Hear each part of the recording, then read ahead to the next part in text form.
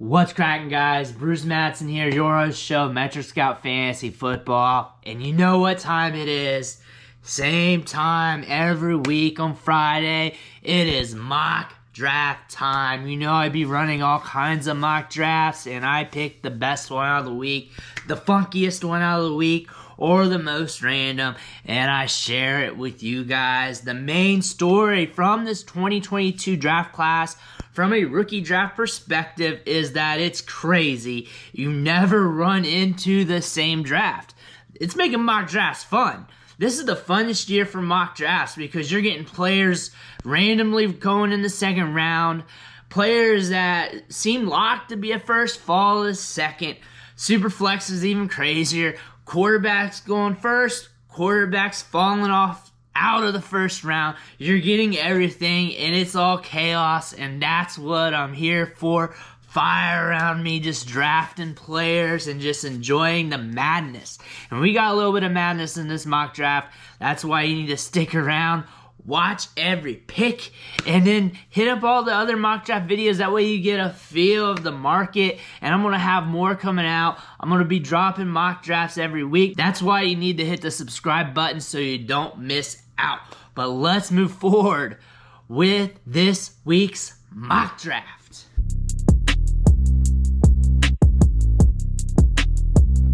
All right, jumping into this mock draft. This is Superflex. We're going 2 rounds. Seems to be the standard these days.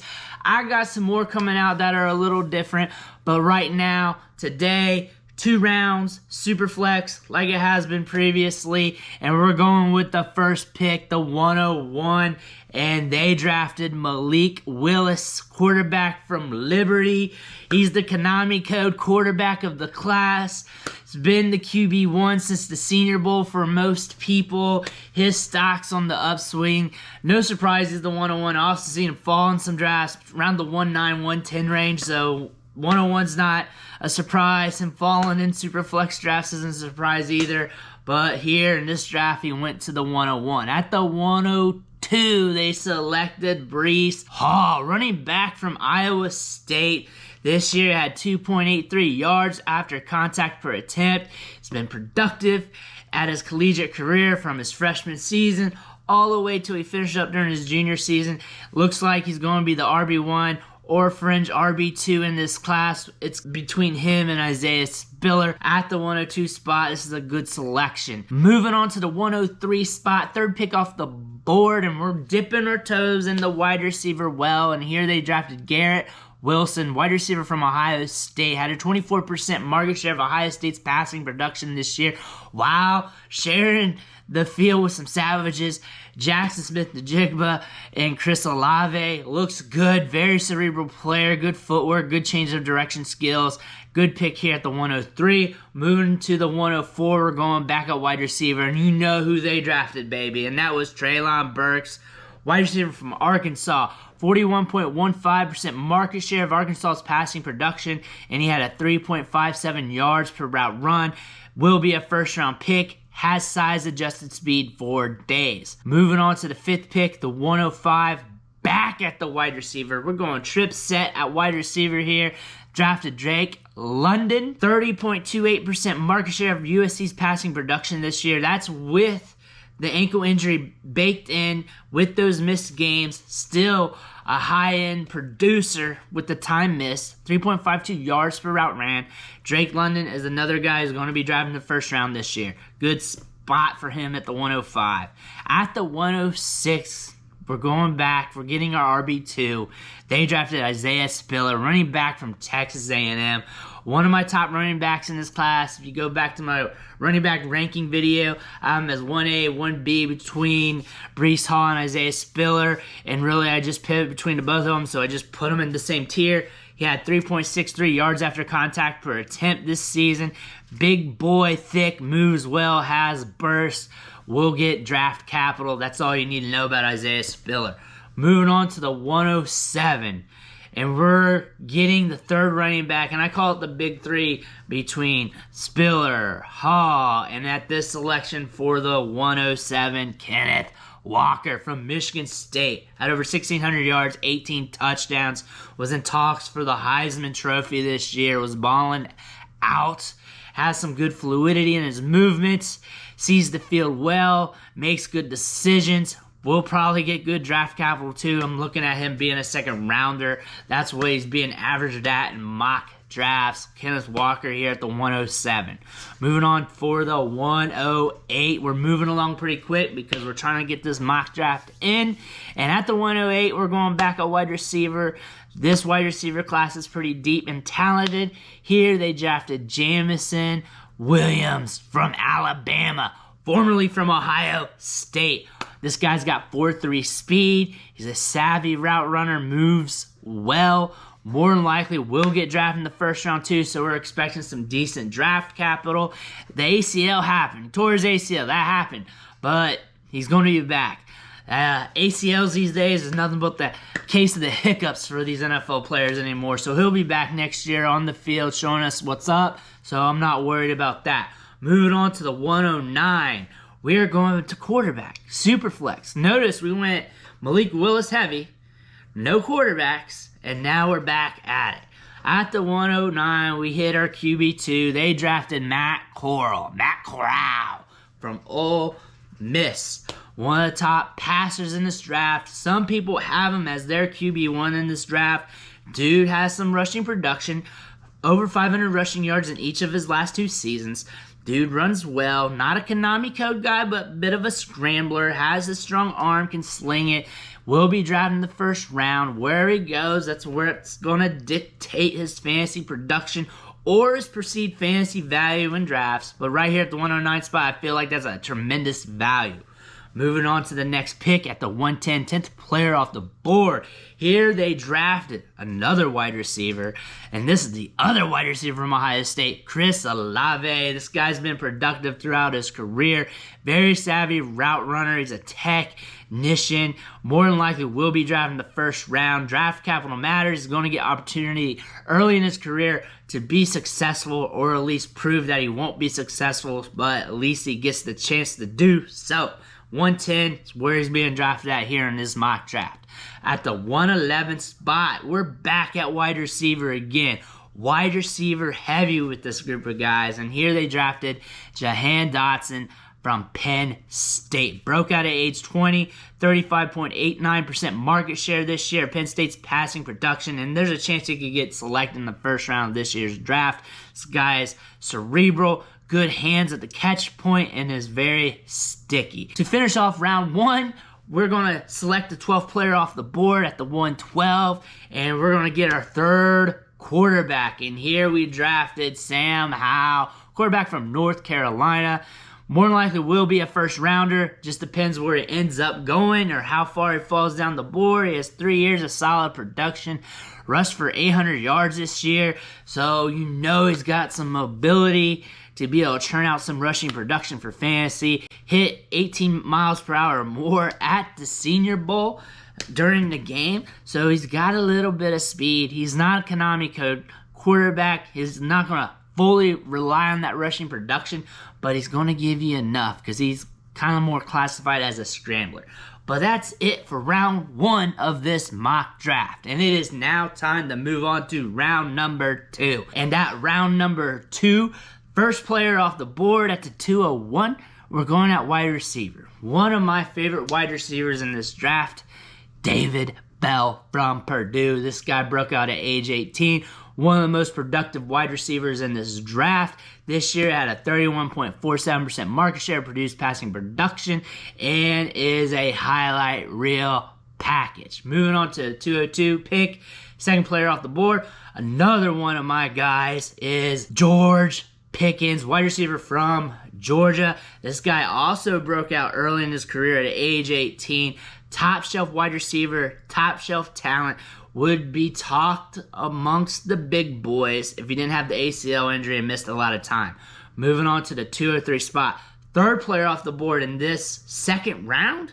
And we got a guy that bumped up in value here. They drafted James Cook, running back from Georgia.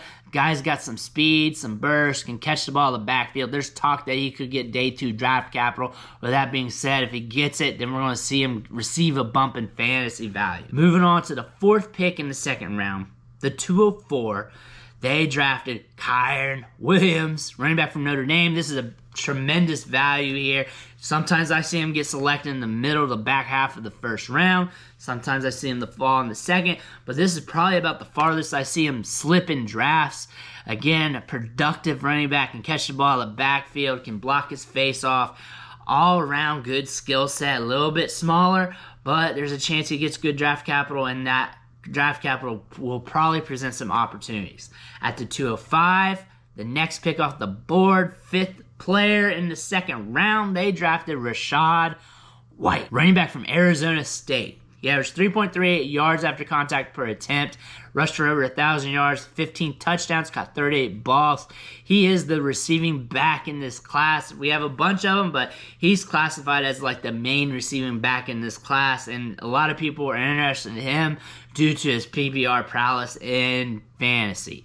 Moving on to the 206 spot, 6th player off the board. We're going back to QB. Well, our next quarterback, it's going to surprise you because he jumped up over another prominent quarterback in this draft, and that's Desmond Ridder, quarterback from Cincinnati.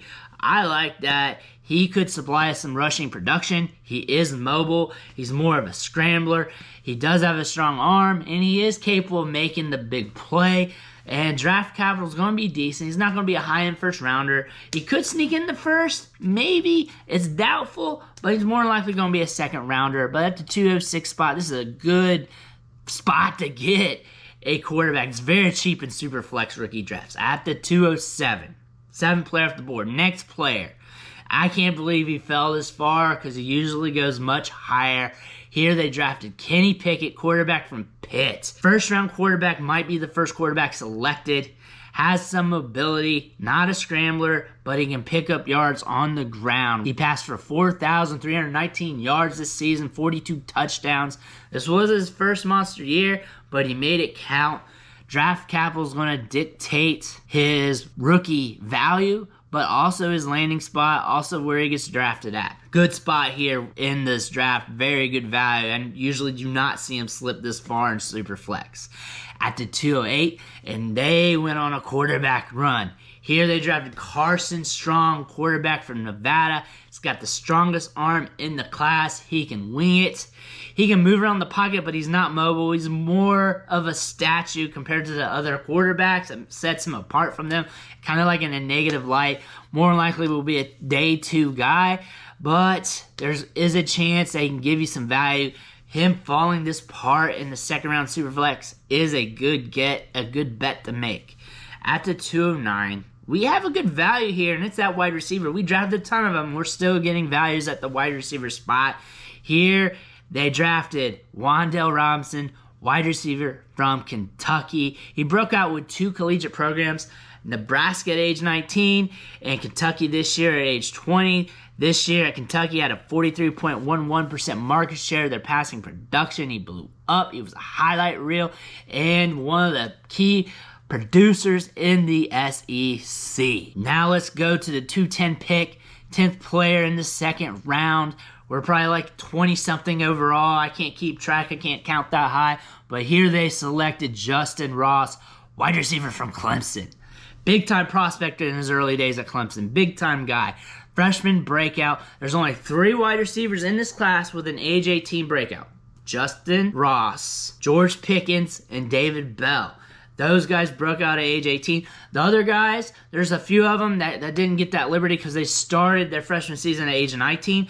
But we do have some year 1 breakouts that were at age 19. So don't get that twisted. But he was a big-time prospect, big-time playmaker. Finished his last year at Clemson with over 20% market share of their passing production, even though this offense was hella wonky. Moving on to the 211 pick, 11th player off the board in the second round. They went tight end. We all know who I'm going to be talking about here, and that's Trey McBride, tight end from Colorado State. There's a chance he gets drafted in the first round. Seen him go in the first round, some mocks. A lot of people are considering the top tight end in his class. Looked very good at Senior Bowl. He set himself apart from the rest of the tight ends, along with a part of the other pass catchers. I'm talking about the wide receivers. He can catch the ball, run routes. He's crisp. He's physical. He's going to be a good get this year in drafts, especially in the latter part of the second round. With the last pick of this 2-round rookie mock draft, Superflex style, this pick was Tyler Algier, running back from BYU, and this dude is team thick with some extra C's. Over 1,600 rushing yards. People slept on that. That's a quiet 1,600-yard season and 23 touchdowns. Back-to-back 1,000-yard season. This guy isn't a pass-catching running back per se where he's like running routes out of the slot and stuff, but he can catch the ball out in the flat. He can be utilized that way. Between the tackles grinder with some pop. Got some pop in the second level. It's going to be very interesting where he gets drafted at, but I think he's going to go higher in the draft than what people are expecting, and I expect him to shoot up draft boards here in the next few weeks, months, or even after the draft, because Tyler Algier's got some stuff in his profile that could make him a guy that we want to put some bets on in fantasy. But that's it. That's his Superflex rookie mock draft. I try to drop it to you quick this time because I know I don't want to hold you up. With that being said, let me know who got snubbed. Let me know who fell too far in the draft. Let me know who got overdrafted. Drop it like it's hot in the comments. Pound that like button. 20 likes. Within the next couple days, I'll drop another mock draft. I got a bunch of them. I got them in Rolodexes. All kinds of mock drafts. I'm the king of mock drafts. That's who I am. Bruce, the king of mock drafts. With that being said, make sure to hit that subscribe button on the way out. Every subscription matters. Fuels me to keep pumping out mock drafts for you guys. Fuels me to keep grinding the tape, the metrics, and everything else. Again, I want to thank you, and I'll catch you next time.